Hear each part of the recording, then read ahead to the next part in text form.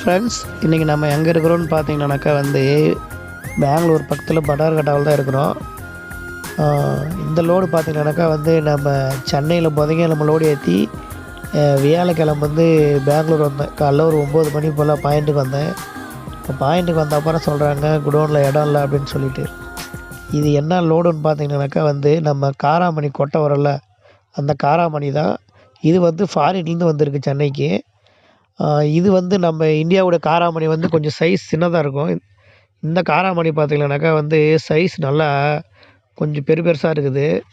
இந்த லோடு தான் நம்ம சென்னையிலேருந்து பெங்களூருக்கு ஏற்றிட்டு வந்தோம். நான் அங்கே லோடு ஏற்றி கிளம்பும்போதே நான் டிரான்ஸ்போர்ட்டுக்காருக்கும் பார்ட்டிக்கும் 2 பேரும் கால் பண்ணேன். இறங்குற லொக்கேஷன் கேட்டேன். 2 பேருமே ஒரே லொக்கேஷன் தான் சொன்னாங்க. அந்த இறக்குற லொக்கேஷனுக்கு வந்துட்டு அப்புறமா சொல்கிறாங்க குடோனில் இடம் இல்லைன்னு சொல்லிட்டு.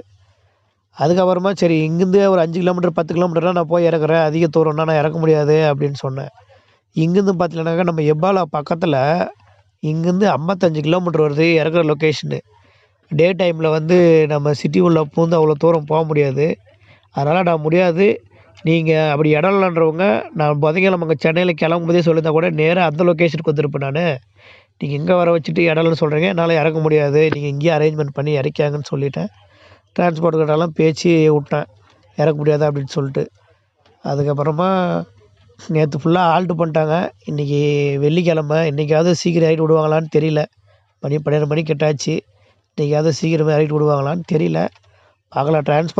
டிரான்ஸ்போர்ட்டுக்காரர்கிட்டையும் பேசியிருக்கேன், இந்த கம்பெனிலையும் அவர்கிட்டையும் ஃபோன் பண்ணி பேசியிருக்கேன். ஆனால் இறக்க சொல்கிறேண்ணா அப்படின்னுருக்காங்க. இன்னொரு முறை பேசி சீக்கிரம் இறக்க சொல்லணும். ஏன்னா நேற்றே ஆல்ட்டு, மறுபடியும் இன்றைக்கி ஆல்ட்டு. இதே மாதிரி லோடு ஏற்றின்னு போனால் இறக்குறதால ஆல்ட் ஆயிடுது. இல்லைனாக்கா லேட்டாக இறக்கி விட்றாங்க, இன்றைக்கி ஒரு நாள் வேஸ்ட் பண்ணிடுறாங்க. இன்றைக்கி சீக்கிரம் இருந்தால் தான் லோடு ஏற்ற முடியும். இல்லைனா நமக்கு ஒரு லோடுக்கு 3 நாள் பொழப்பு வேஸ்ட்டாக போயிடும்.